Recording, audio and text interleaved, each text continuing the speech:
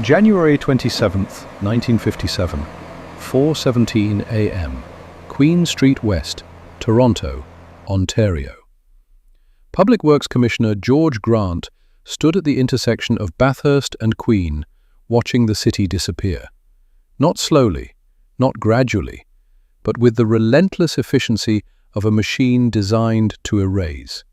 Snow fell at 3 inches per hour, the kind of snow that made weather forecasters run out of superlatives, the kind that made grown men religious. Behind him, a Ford F600 sputtered, died. The driver climbed out, leaving it where it sat, already invisible under. 6 inches of fresh accumulation. Grant checked his watch. 17 city plows had been deployed at midnight. By 2 a.m., 11 had broken down. By 3 a.m., the remaining 6 were stranded, buried in their own clearing attempts. The wind picked up. Grant pulled his collar tighter. This was the third major storm in 2 weeks. The city was losing. Toronto in the winter of 1956-57 wasn't just cold, it was under assault. Between December 15th and February 28th, the city received 183 inches of snow, not the gentle, postcard snow that melts on contact, industrial snow. The kind that compressed under its own weight into concrete-hard barriers. The kind that broke equipment, designed in an era when winters were gentler. The numbers told the story better than any weather report. On an average winter day in 1955, Toronto's Public Works Department cleared 1,200 miles of street with a fleet of 42 plows. Each plow covered its route in approximately 4 hours. The system worked because it was designed for predictability. 6 inches overnight, clear by morning rush hour, resume normal operations. But the winter of 56-57 didn't follow the rules. Storm systems moved in from the Great Lakes. 8 inches would fall, then another 6 before crews could finish clearing the first round. Streets became canyons. Snowbanks rose to second-story windows. The city's aging plow fleet, most purchased in the late 1940s, began failing under constant operation. Hydraulic systems froze, blades bent, engines seized. By mid-January, the city was spending $12,000 per day on snow removal. The annual budget allocated $140,000 for the entire winter season. They'd blown through that by January 18th. City Council convened an emergency session on January 22nd. Mayor Nathan Phillips sat at the head of the table, flanked by Grant and city engineer Frederick Goodwin. The mood was grim. Outside, another storm was forecast for the weekend. "We need solutions," Phillips said, "not explanations." Goodwin spread a map across the table. Red X's marked the locations of disabled equipment. They clustered around the city's major arteries: Yonge Street, Bloor, the Lakeshore Corridor. Blue circles indicated areas that hadn't been plowed in 3 days. "The equipment isn't designed for this volume," Goodwin explained. "We're asking machines built for maintenance work to do excavation." "So we buy new plows," Councilman James Trimby suggested. "We've ordered 6, Grant replied. "Delivery is 8 weeks. We need something now." The room went quiet. Then Goodwin said something that would change everything. "There's a machine in Montreal. They call it the Sicard." The Sicard wasn't a plow, it was a statement. Arthur Sicard had built his first rotary snowblower in 1925 in Sainte-Thérèse, Quebec. The concept was simple. Rather than pushing snow aside like a traditional plow, the machine would ingest it, chewing through packed drifts with a massive auger, then ejecting the snow through a directional chute up to 90 feet away. By 1957, Sicard Industries had refined the design into something genuinely formidable. The Model S30 stood 8 feet tall, weighed 6 tons, and could clear a path 12 feet wide. The front auger rotated at 120 RPM, feeding snow into a high-speed impeller that could throw 60 tons of snow per hour. Montreal had purchased 3 units in 1955. The machines had performed flawlessly. Grant made a call to Montreal's Public Works Director, Jean Drapeau. The conversation lasted 12 minutes. When Grant hung up, he knew 2 things. The machine worked, and it cost $50,000. That was more than some houses in Toronto. More than most city workers earned in 5 years. More than any single piece of municipal equipment the city had ever purchased. Absolutely not, Trimby's voice echoed across the council chamber. $50,000 for a snowplow. It was January 24th. Council had reconvened to discuss Grant's proposal. The gallery was full. Journalists, business owners, residents who'd lost power, whose streets remained impassable 3 days after the last storm. Grant stood at the podium with architectural drawings of the Sicard S30. It's not a plow, it's a system. It's insanity, Trimby shot back. We could buy 10 conventional plows for that price. And watch them all break down, Goodwin interjected from his seat, which is exactly what's happening now. The debate stretched into the afternoon. The arguments against the purchase were practical. The cost was prohibitive. The city's budget was already strained. One machine couldn't solve a citywide crisis. The arguments in favor were desperate. The current system was failing. The winter wasn't over, and doing nothing meant watching the city grind to a complete halt. Mayor Phillips let them argue. He understood the politics. Every council manor was been formulated before the politics of the effect, of the importance of the council was been working to build from back. He understood the calculating how this would play in their ward. Would residents see visionary leadership or fiscal irresponsibility? Finally, he called for order. I've lived in this city my entire life, Phillips began. 64 years. I've seen cold winters, but I've never seen us beaten. That's what's happening now. We're losing. He gestured to the windows where snow was beginning to fall again. This isn't about pride. It's about function.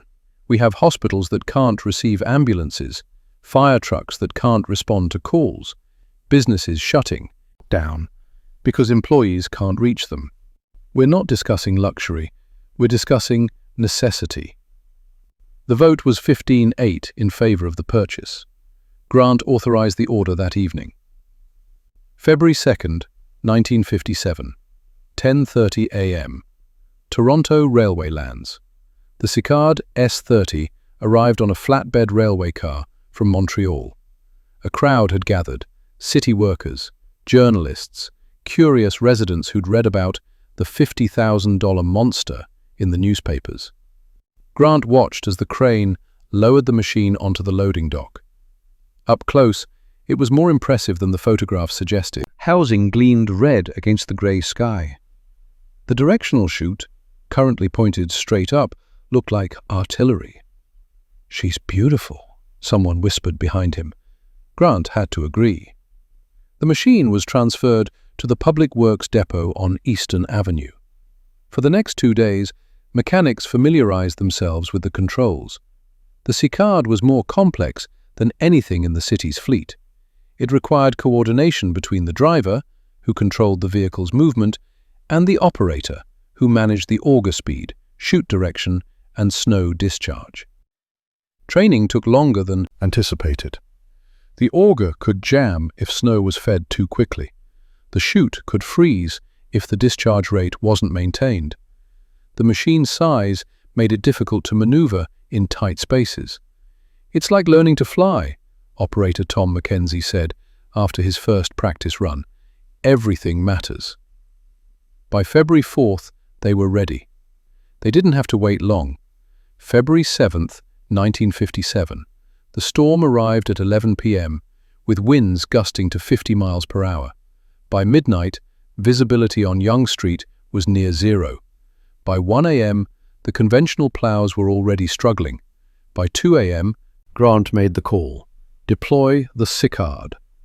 Mackenzie climbed into the operator's seat at 2:47 a.m. Driver Bill Hutchins took the wheel. They decided to start on Bloor Street, a major east-west corridor that had been impassable for 2 days. The snow there was packed hard, compressed by traffic, into a rutted, icy mess that traditional plows simply pushed aside rather than removed. Hutchins eased the Sicard forward. The engine growled, a deep, mechanical rumble that vibrated through the frame. Mackenzie engaged the auger. The effect was immediate. The spinning teeth bit into the packed snow with a grinding roar.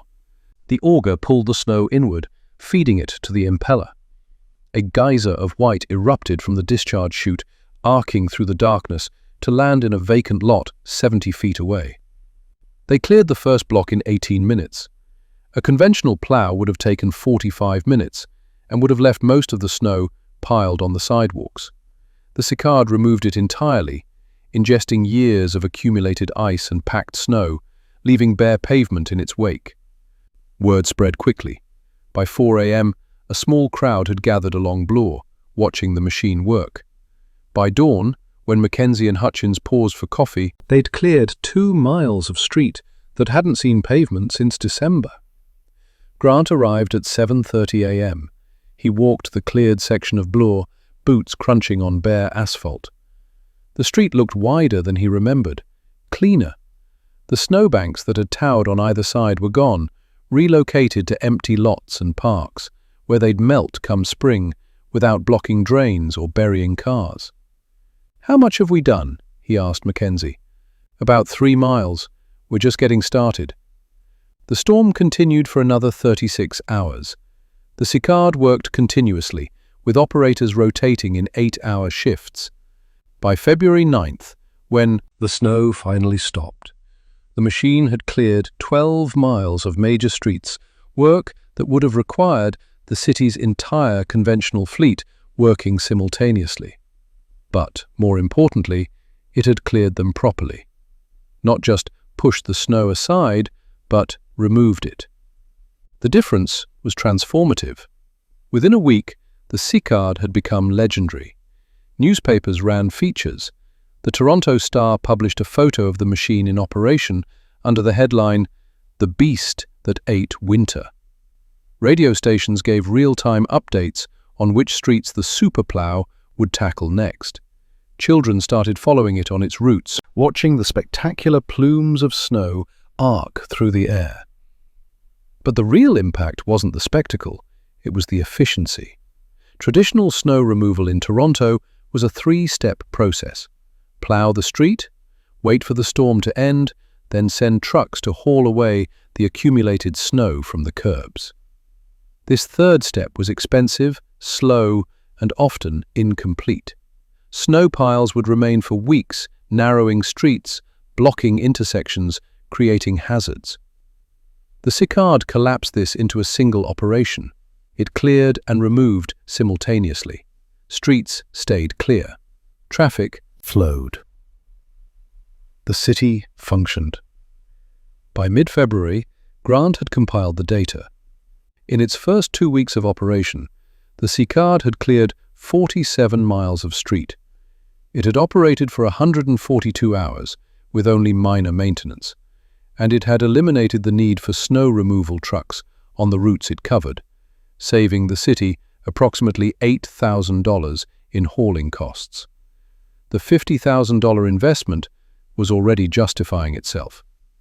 City Council took notice.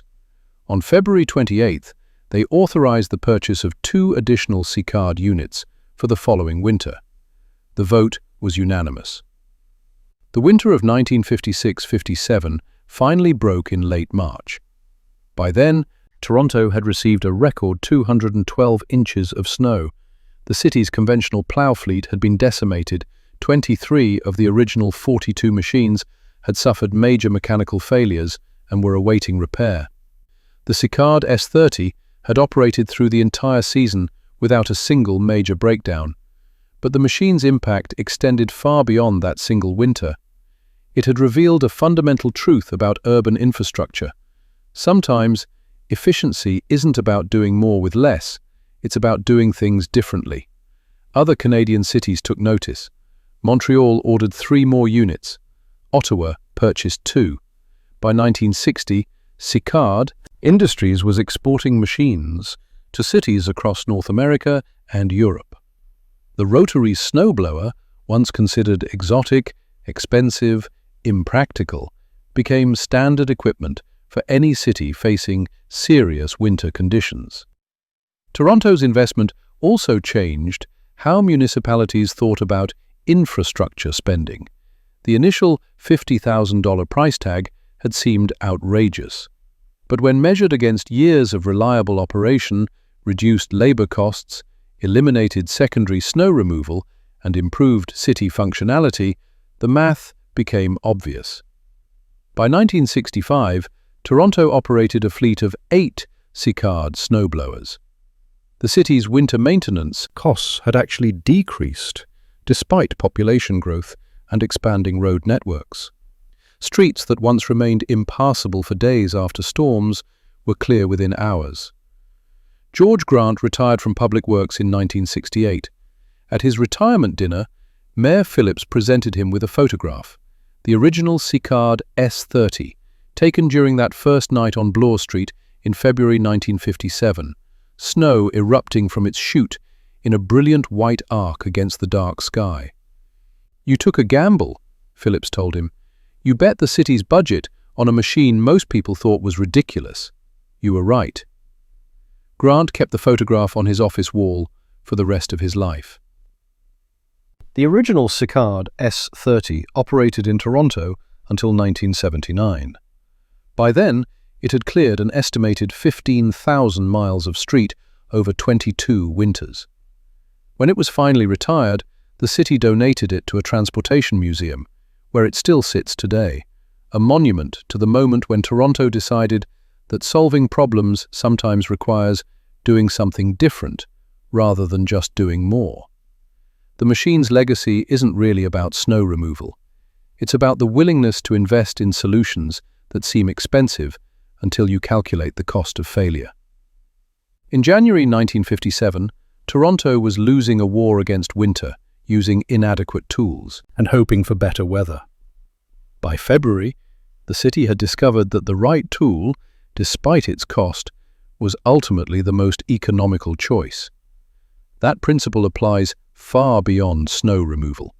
Infrastructure, education, healthcare, technology, every system eventually reaches a point where incremental improvements aren't enough, where the old tools, no matter how many you deploy, can't handle the new challenges. Sometimes you need a monster. The snow kept falling on Toronto in the winters that followed. But the city never fell behind again, because on February 2nd, 1957, they'd brought in a machine that changed everything. Not by working harder, but by working smarter. $50,000, 6 tons of engineered steel, one winter that proved the value of doing things right. The city moved forward. The streets stayed clear. And somewhere, in a museum, a red machine with a 12-foot auger sits silent, its work long done, its lesson permanent.